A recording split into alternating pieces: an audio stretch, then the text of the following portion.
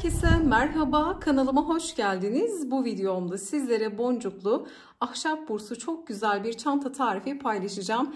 Boncukla bakın buradaki bursun topları o kadar güzel uyum sağladı ki ben şöyle deri bir sap kullandım. Omuzda da rahatlıkla ya da bilekte de kolda da rahatlıkla taşıyabiliriz. Gerçekten çok güzel oldu. Bakın şöyle modeli yakından göstermek istiyorum. Hazır deri bir taban kullandım. Tabana uygun olarak da böyle bir sap tercih ettim. Ama isterseniz saplı ya da sapsız kullanabilirsiniz. Ya da daha farklı aksesuarlar da yerleştirebilirsiniz. Şöyle çıkartıp göstermek istiyorum çantamızı. İnanılmaz şık bir çalışma oldu. Bakar mısınız? Bu burs o kadar güzel ki çanta çok güzel bir form aldı. Bakın şöyle kenardan göstermek istiyorum özellikle. Çok güzel bir kalıbı var. Bakın şöyle etraflıca bakalım. Boncuk yerleştirmesi çok keyifli. Yani bu örgünün en keyifli kısmı boncuk yerleştirme diyebilirim. Bir günde böyle bir çalışmayı rahatlıkla bitirebilirsiniz. Hemen şöyle tabanı detaylı olarak göstermek istiyorum. Ben böyle hazır bir taban kullandım ama örgü taban yapabilirsiniz. Daha farklı şekillerdeki tabanları da kullanabilirsiniz. Bütün mantığını video içerisinde sizlerle adım adım paylaştım. Bakın şöyle ahşap bursu da yakından göstermek istiyorum. Şöyle yan kısmını da görelim. Hemen içini açacağım. Bakın içerisi de tertemiz. İç kısmına astar gelecek ama ben astar gelmeden çünkü astara göndereceğim ama bu haliyle de sizlere göstermek istedim.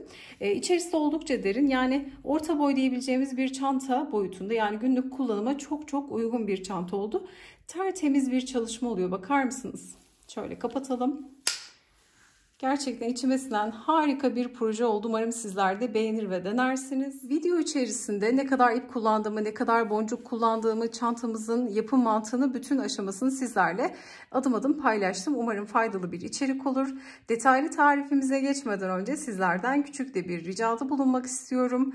Kanalımıza ücretsiz abone olabilir, videoyu beğenir ve yorumlarınızı eksik etmezseniz gerçekten çok mutlu olurum. Tarifimize geçelim. Çantam için kullanmış olduğum malzemelerin tamamını Aksa Örgü Butik'ten satın aldım. İletişim bilgilerini sizin için de videonun açıklama kısmına ekleyeceğim. Oradan tıklayarak ulaşabilirsiniz. Bakın ince dokulu, eli hiç ama hiç acıtmayan uzun metrajlı raf iplik kullanacağım. Raf ip dışında daha farklı ipler de kullanabilirsiniz. Bir yumak yeterli olacak bu çanta için. Yani 100 gram raf ip kullandım toplamda. 100 gram da böyle 1 santim çapında ahşap boncuklar tercih ettim. Malzemelerim bu şekilde. Bir de bakın şöyle hemen ölçü de vereceğim sizlere. Şöyle boncuğu kenara alıyorum. Burada ahşap şekilli bir burs kullandım. Bakın şöyle toplarıyla boncukları gerçekten çok uyumlu oldu. Şöyle açtığım zaman iç kısmı bu şekilde vidalardan yerleştiriyoruz. Kapattığımda şöyle santim olarak ölçü vereceğim. Bakın ahşap bursumun ölçüsü 25 santim. 25 santim ölçüsünde ahşap burs kullanacağım. Bu çanta için bakın taba rengi bir deri taban kullandım. Bunu da nasıl belirledim? Şöyle bakın bursu açtığım zaman yine aynı ölçüde bir taban görüyorsunuz şu anda. Bakın şöyle birazcık dışında kalacak şekilde. Burada zaten tığlama yaptığımız zaman sık iğne sayısı da artıyor. Böyle sarkmasın diye deri bir taban kullandım ama örgü taban da kullanabilirsiniz. Yine kendi ipiyle taban da örebilirsiniz ama örgü taban yapacaksanız ikinci bir yumağa ihtiyacınız olabilir. Bunu da belirtmekte fayda var. Şimdi tabanın ölçüsünü de vereceğim. Kullanmış olduğum tabanın ölçüsü kısa kenarı 11,5 santim. 11 santim diyebiliriz. Boyu da 24 santim. Boyu da 24 santim. Ölçüsü bu şekildeydi kullandığım tabanım. Tabanın dediğim gibi illaki böyle bir taban olmak zorunda değil. Ben şöyle tuttuğum zaman göz kararı ölçerek bu tabanı tercih ettim ama daha farklı taban da kullanabilirsiniz. Örgü dikdörtgen, oval tabanlar hazırlayabilirsiniz. Daha önceden taban yapımlarını sizlerle paylaşmıştım. Hatırlayanlar olacaktır. Şimdi bu tabanı nasıl tığladım? Şöyle göstermek istiyorum bakın. Tabanımda köşedeki ikişer deliklere bakın bütün 4 köşede de bu iki deliğe 3 battım. Geri kalan bütün deliklere ikişer tane sık iğne örerek tabanı bu şekilde tığlamış oldum. İsterseniz ekran görüntüsü alabilirsiniz bu aşamada durdurup. Şimdi şöyle bakın boncuklarımızı yerleştirip sadece sık iğne ile örgümüzü hazırlamış olacağız. Bu da gerçekten çok kolay. Şimdi modeli tarif ederken sizlere küçük bir tabanda tarif ediyor olacağım. Tığ numaramda Bakın boncukları yerleştirirken de raf ipi örerken de tığ numaram 3,5 milimdi. Tabi sizler daha farklı ipler kullanıyorsanız, daha farklı raf ipler kullanıyorsanız, örneğin inceliği kalınlığı farklıysa metrajı da fark edeceği için gramaj da farklı olacaktır. Bunu da başlangıçta belirtmekte fayda var. Şimdi ipimi alacağım. Şöyle bakın, herhangi bir delikten başlayabilirsiniz. Ben şöyle batıyorum şimdi. Burada deri tabanı sık iğnelerle geçeceğiz. Buradaki çantamda 108 tane sık iğnem vardı. Yani 3'e bölünür bir sayıda. Modeli 3'ün katlarına kurdum. Yani 3 artı 3 artı şeklinde sık iğne sayımızın olması gerekiyor. Burada tabanında tığlarken en son sık iğne sayımızı saydığımız zaman 3 artı 3 artı şeklinde sık iğne sayımızın olması gerekiyor. Burada toplamda 36 tane boncuğumuz vardı. Yanlış hatırlamıyorsam 108'i 3'e böldüğümde 36 tane, her sırada 36 tane boncuğumuz var. Bunu 1, 2, 3, 4, 5, 6, 7 sıra olacak şekilde yerleştirmişim. Şimdi buradaki tabanı da tığlıyorum bakın. İlk zinciri çektim, bakın şöyle göstermek istiyorum. Deliğime battım. İpi buradan aldım. Bir miktar kısa ip bırakıyorum. Hemen zincir çekiyorum. Bu zincirde bir tane sık iğne kabul edeceğiz. Aynı boşluğa geliyorum. İkinci sık iğneyi örüyorum. Bir sonraki deliğe geçiyorum. Tekrar 2 tane sık iğne örüyorum. Şimdi bu küçük bir taban olduğu için şimdi burada tabanımızı tığlayalım. Sayımızın da 3'e bölünebilir. 3'ün katı olacak şekilde ayarlayalım. Sıra sonuna kadar gelin. Buradaki küçük tabanımı da sık iğne ile geçtim. Sizler kullanacağınız bursun boyutuna göre, illaki böyle bir burs olmak zorunda değil, metal burs da kullanabilirsiniz. Daha büyük, daha küçük burslar da kullanabilirsiniz. Burada yaptığım işlemle bu aşamada şunu da söylemek istiyorum. Bursu açtığımız zaman bakın çantamızın ağız kısmı bursumuzun içerisine şöyle tam oturmalı. Burada hemen şöyle bakın, içine yerleştirdiğim zaman şu aralardaki oluklara girecek. Yani aşırı bol olmamalı, aşırı da dar olmamalı. Şöyle bakın, arasına girip kapanacak ölçüde. Bakın bu şekilde tam ölçü oldu bu burs için. Çok güzel bir ölçü oldu. Dediğim gibi içerisine o tam oturmalı. Daha büyük, daha küçük burslar da kullanabilirsiniz. Çantanızı ördüğünüz zaman bu mantıkla ağız kısmına tam geliyorsa olmuş demektir. Bazen aşırı bol örmüş olabiliriz. Azaltmalar da yapabilirsiniz. Örneğin burada bakın 4 sıra sık iğne sıramız var. Çok bol ördünüz. Ağzı çok geniş oldu. Ne yapacağız o zaman? Örerken buradaki 4 sırada her sırada belli başlı yerlerde eksiltmeler de yapabilirsiniz. Eksilterek de burada ağız kısmına yerleştirebilirsiniz. Ya da bir miktar çok az bir dar geldi. Genelde dar geldiyse yani artırmak çok güzel olmuyor. Dar geldiyse birkaç noktada da artış yapabilirsiniz. Çok olmaması kaydıyla. Bu şekilde de bu kısmı da söylemiş olalım. Şimdi geldik boncukları nasıl yerleştireceğiz. Şimdi burada tabanı tığladıktan sonra 1-2 sıra sık iğne örüyoruz. Hemen bunu göstereceğim. Burada da sayılarımı saydığım zaman 3'ün katı olacak şekilde sayılarımı elde ettim. Yani 3 artı 3 artı şeklinde sık iğnelerimi elde etmiş oldum. Burada da dediğim gibi 108 tane sık iğnem vardı. 3'e böldüğümde de 36 tane boncuk yerleştirmiş oluyorum. Şimdi geldim. Bakın zincirli noktaya dokunmuyorum. İlk sık iğnenin tepesine batıyorum. İlmek çıkarttım. Çıkarttığım ilmeği bekleyen ilmekten kaydırıyorum. Bu kaydırma bana zincirin tepe boşluğunu veriyor. Bunda bir tane sık iğne kabul ediyoruz. Bir zincirle yukarı çıktım. Gelen ilk sık iğnenin tepesine batıp sık iğne örüyorum. Bu arada elim benim çok sıkı değildir, gevşektir. Şimdi her bir sık iğneye tepe boşluklarına batarak bir tane sık iğne örüyorum. Artık artış yapmıyoruz. Örneğin sizler tabanı daha büyütmek istiyorsunuz. Tığladınız. Tığda hani çok batarsanız tabana kötü görüneceğini düşündüğünüz zaman bu sırada da artış yapabilirsiniz.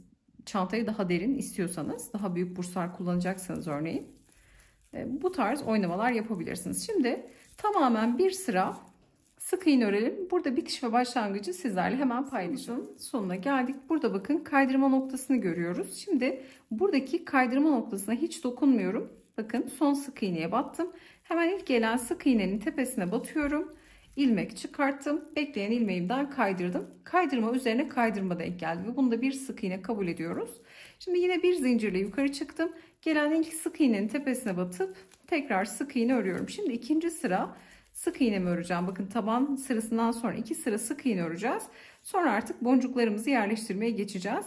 Şimdi ikinci sırayı tamamlayalım. İkinci sıramızda da her bir sık iğneye bir tane sık iğne örerek sıra sonuna geldik. Buradaki son sık iğneme de batıyorum. Şimdi kaydırmanın olduğu noktadayım. Kaydırmaya bakın sık iğne örmüyorum. Kaydırma hep böyle üst üste gelecek. Bu noktayı da bir tane sık iğne kabul edeceğiz. Şimdi geliyorum ilk sık iğnenin tepesine battım. İlmek çıkartıp kaydırmamı yapıyorum. Bir tane zincirle yukarı çıktım. İlk sık iğnenin hemen tepesine gelip bir tane sık iğne örüyorum. Şimdi artık boncuğu yerleştireceğim. Boncuğu şöyle tığıma alıyorum. Tığıma yerleştirdim. Tutuyorum boncuğu. Batacağım. Sıradaki sık iğnenin tepesine batıyorum. İlmek çıkartıyorum. Çıkarttığım ilmeği boncuğun içerisinden geçirip bakın 2 ilmeğim var. Doladım. İkisini kapatıyorum. Şimdi arada 2 tane sık iğne var. Sıradaki sık iğne boşluğuna batıyorum. Birinci sık iğne. Bir diğerine batıyorum. İkinci sık iğne. Arada 2 tane sık iğne var. Üçüncüye boncuk yerleştireceğiz. Model 3'ünün katından oluşuyor demiştik. Boncuğu tığıma yerleştiriyorum. Bakın delikleri geniş olduğu için daha çok rahatlıkla geçiyor. Şimdi tutuyorum boncuğu. Batacağım. Sıradaki sık iğne noktasına batıp ilmek çıkartıyorum. Çıkarttığım ilmeği boncuğun içinden geçiriyorum. Burada 2 ilmeğim oluyor. Doluyorum. 2 ilmeği de kapatıyorum. Sonra hemen tekrar sıradaki sık iğneye batıp hemen yanındakine batıp 2 tane yan yana sık iğnemi örüyorum. Boncuklar arasında 2 tane sık iğne var. Şimdi sizler daha küçük boncuklar ya da daha büyük boncuklar kullanabilirsiniz. Buradaki sayıyı 2 değil 3 yapabilirsiniz, 4 yapabilirsiniz, 1 yapabilirsiniz. İstediğiniz kadar, yani boncuk mesafesini ne kadar istiyorsanız. Ben böyle birer parmak olacak şekilde aralarda 2 sık iğne, üçüncüye boncuk, 2 sık iğne, üçüncüye boncuk şeklinde yerleştirdim. Bu aralığı kendinize göre de ayarlayabilirsiniz. Ona göre de zemin sayınızı kurmuş olursunuz. Şimdi 2 tane sık iğneden sonra tekrar boncuğumu alıyorum.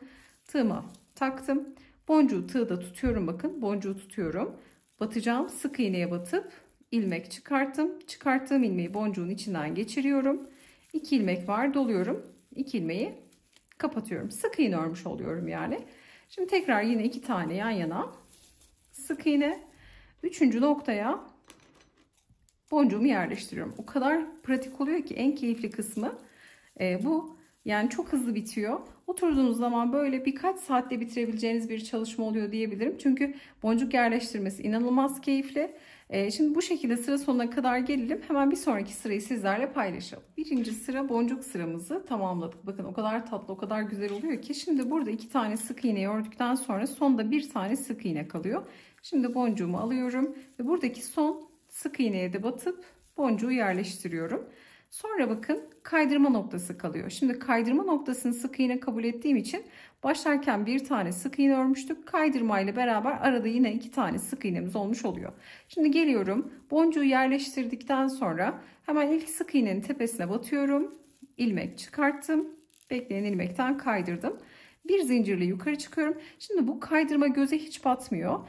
Bakın şurada kaydırma noktasını görüyorsunuz. Şimdi boncuk yerleştiği için o kısım hiç göze batmıyor. Şimdi bunu spiral örmek isteyebilirsiniz ama bu şekilde çok pratik oluyor gerçekten.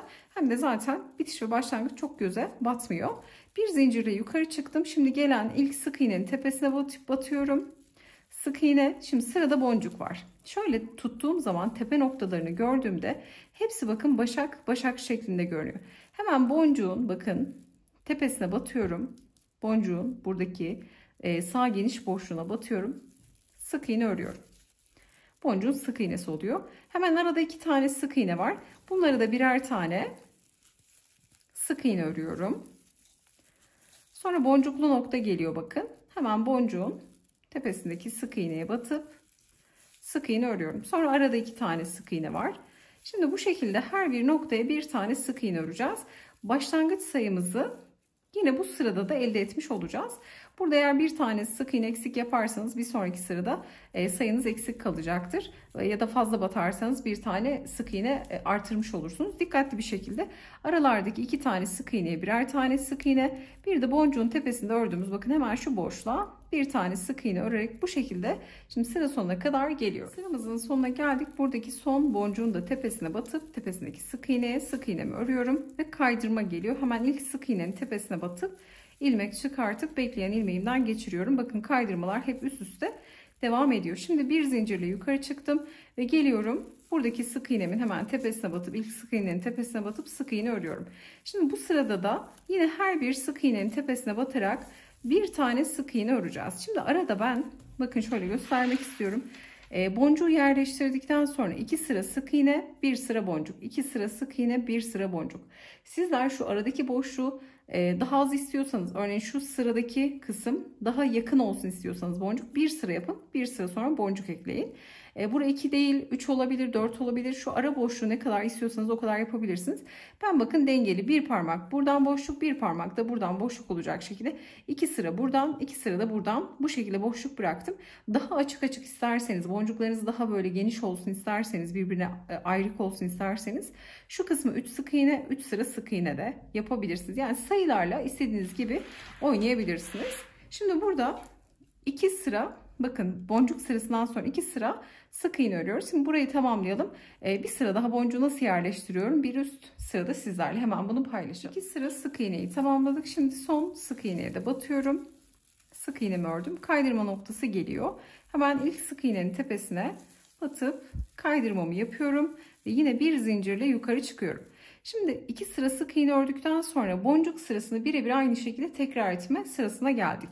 Şimdi bu boncuk sırasını birebir aynı şekilde tekrar edeceğiz. Ne yapmıştık? İlk sık iğneye bir tane sık iğne ördük. Sonra boncuk yerleştiriyoruz. Hemen boncuğumu taktım. Sıradaki sık iğneye batıp boncuğumu yerleştiriyorum. Sonra arada 2 tane sık iğne. 1, 2 tane yan yana sık iğne. Boncuğumu alıp tığıma takıyorum ve boncuğun içinden ilmeği geçirip yine normal sık iğnemi örüyorum. Bakın boncuk sırasını tekrar ediyoruz. Boncuk sırasından sonra 2 sıra sık iğne, 1 sıra boncuk, 2 sıra sık iğne, 1 sıra boncuk şeklinde bu şekilde yerleştireceğiz. Bu kadar kolay, umarım anlaşılır olmuştur. Bu aşamada eğer çok hızlı ördüğümü düşünüyorsanız videoyu yavaşlatabilir ya da tam tersi hızlandırarak da seyredebilirsiniz. Bu şekilde çantamızı büyüteceğiz. Ne kadar istiyorsanız derinliğini. Şimdi şöyle kenara alacağım bakın boncuklarımı. Burada santim olarak ölçüde vermek istiyorum sizlere. Bakın boncuğu 2 sıra sık iğne boncuk, 2 sıra sık iğne boncuk şeklinde 2, 4, 6, 7 sıra boncuk yerleştirdim. En sonda 4 sıra sık iğne ördüm. Şimdi şurada artık ipi kopartacağım. Bitişi de gösterelim. Son sık iğneyi ördükten sonra ilk sık iğnenin tepesine batıp ilmek çıkarıp kaydırmamı yaptım. Bir zincir çekip ipi yeteri kadar kesiyorum. Sonra ilmeğimden çıkartıyorum. Şöyle artan ipi de çıkartacağım içinden. Bakın iç kısmı da bu şekilde. Bitirdikten sonra içinden buharlı ütüyle güzelce ütüledim. Bakın elim gevşekti, çok sıkı tutmadım. Bu çantaya da astar gelecek. Bu aşamada eğer astar dikebiliyorsanız, ben astarlamayı Aksa Örgü Butiğe göndereceğim. Çantamı onlar astarlayacaklar.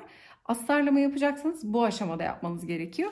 Ölçülerinizi alırsınız, kumaşınızı içerisine yerleştirip en son bursa yerleştirirken kumaşla birlikte hem örgüyü hem de astar kumaşını yerleştirip o şekilde vidalama yapmanız gerekiyor ki daha sağlam olsun. Şimdi şöyle kısa ipi de aralardan, bu kısım zaten görünmeyeceği için şöyle gizlemiş olalım. Şimdi bursa yerleştirmeyi göstereceğim. Bu çanta astarlanacak. Sadece kumaşla astarlanacak. İçerisine keçeye vesaire hiç gerek yok. Direkt kumaşla astarlanması yeterli olacak. Bakın tabanı olduğu için. Şimdi hemen şöyle bursumuzu açalım. Mutlaka bursu yerleştirirken dediğim gibi bu aşamada astarınızı çantanıza dikin.